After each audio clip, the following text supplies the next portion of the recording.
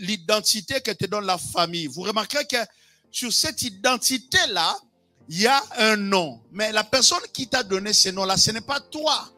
C'est ton père, ta mère. C'est une identité que tu as hérité. Je suis de la famille, machallah. Et si je te pose la question, de qui es-tu fils? Tu vas me dire que je suis le fils de tel. Je suis la fille de tel. C'est une identité que nous avons trouvée, mais une identité qui s'attache et qui s'accroche à nous. Mais aussi, ça peut être une identité spirituelle que nous avons trouvée dans nos familles. Raison pour laquelle certains d'entre nous, dans nos familles, nous souffrons de certaines choses. Dans d'autres familles, vous trouverez l'hypotension, l'hypertension, le sucre. Oh, tu vois, dans notre famille, il y a telle chose.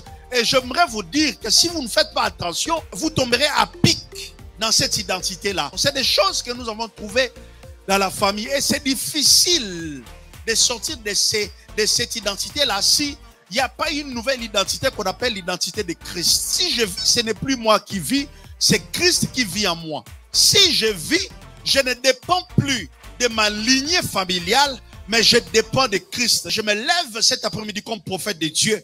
En levant ma main droite, je t'interdis de revivre l'identité de ta famille au nom de Jésus. L'identité de ma famille, c'est l'identité qu'on m'a donnée. J'accepte les choses que je veux, mais il y a des choses que je refuse. Je refuse des maladies héréditaires. Je refuse l'échec familial. Il reste encore le plus jeune. Ça, c'est l'identité de notre famille. Et son père dit, il reste encore le plus jeune, mais il fait paître les brebis. L'identité de la famille me dit que je suis le plus jeune. Mais dans l'identité de Dieu, il dit que tu n'es pas le plus jeune. Tu es celui qui possède les promesses de Dieu. Dis à ton voisin, je suis l'héritier des promesses de Dieu dans ma famille. Le plus jeune ne peut pas avancer.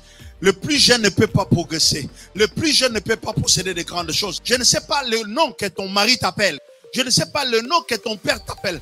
Tu peux être lié par une maladie. Mais le prophète dit, envoie les chercher, car nous ne placerons pas avant qu'il ne soit venu. Je suis venu te dire, les gens ne placeront pas dans ta famille avant ta présence. En fait, en d'autres termes, je dirais, il y a un progrès qui viendra seulement par toi. Oh Jésus. Il y a une bénédiction qui passera seulement par toi. Est-ce que tu comprends que tu es ces rails-là par lesquels le train va passer pour apporter une bénédiction? Il dit, si David ne vient pas, nous n'allons pas manger. Si David n'arrive pas, nous n'allons pas progresser. Et moi, je viens te dire, si toi, tu n'es pas là, certaines bénédictions ne viendront pas dans votre famille parce que c'est toi qui es le catalyseur. Tu es en fait ce tracteur-là qui crée le chemin. Toi, tu n'es pas seulement un homme, mais tu es le faiseur de chemin de plusieurs.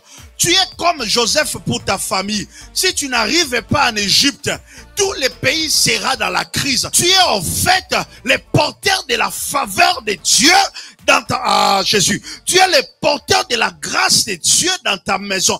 N'accepte pas les sobriquets des gens. Je sais qu'on t'appelle le plus jeune. Je sais que peut-être on t'appelle la plus vieille. Mais avec ton âge, tu vas dire, même dans ma vieillesse, Abraham a donné naissance à Isaac. Même dans sa vieillesse, Sarah a donné naissance au fils de la promesse. Dis à quelqu'un, je suis le fils ou la fille des promesses.